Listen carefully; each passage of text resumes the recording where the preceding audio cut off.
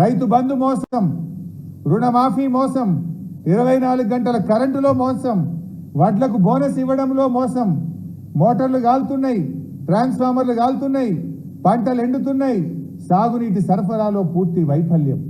అడుగడుగున రైతులకు అన్యాయం చేసినారు. రాష్ట్ర రైతాంగాన్ని మోసం చేసినందుకు కాంగ్రెస్ పార్టీ బేషరతుగా క్షమాపణ చెప్పాలి, చెంపలేసుకోవాలని చెప్పి నేను డిమాండ్ చేస్తా ఉన్నా. ఏ ముఖం పెట్టుకొని రేపు రైతుల ఓటు అడుగుతారు?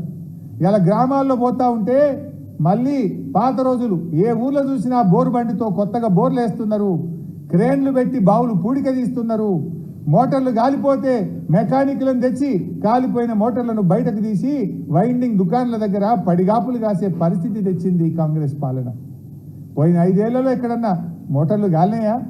పంటలు ఎండినాయా? ఎక్కడన్నా బావుల పూడిక తీత ఉన్నదా? ఇలా మీరు రాగానే ఎందుకైనా ఇవన్నీ? ఇలా నట్టేట ముంచినారు ఈ రాష్ట్ర రైతాంగాన్ని. రైతాంగానికి తీవ్రమైనటువంటి అన్యాయం చేసింది ఇవాళ కాంగ్రెస్ పార్టీ, కాంగ్రెస్ ప్రభుత్వం. కౌలు రైతులకు ఇస్తామన్నారు, కౌలు రైతుల మీద ప్రేమ నటించిండ్రు. అసలు రైతుకు లేదు, కౌలు రైతుకు లేదు. ఎడమైంది కౌలు రైతులకు రైతు బంధు? ఎందుకు ఇయ్యలేదని నేను అడుగుతా ఉన్నా. కనీసం కౌలు రైతులను గుర్తించే ప్రక్రియ కూడా ఈ రోజుకు ప్రారంభం కాలేదు.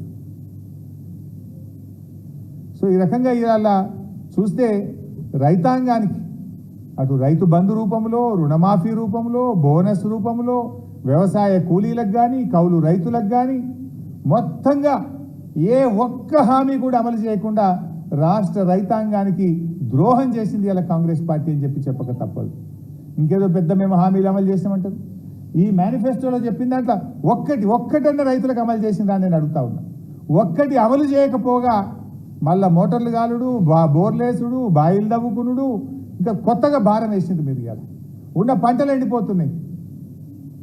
ఇవాళ కాంగ్రెస్ పార్టీని నేను డిమాండ్ చేస్తా ఉన్నా, ఈ రాష్ట్రంలో ఎండిపోయిన పంటలకు ఎన్యూమరేషన్ చేసి ప్రతి ఎకరానికి 10,000 రూపాయల నష్టపరిహారం వెంటనే చెల్లించాలని చెప్పి ఈరోజు మేము కాంగ్రెస్ పార్టీని డిమాండ్ చేస్తా ఉన్నాం.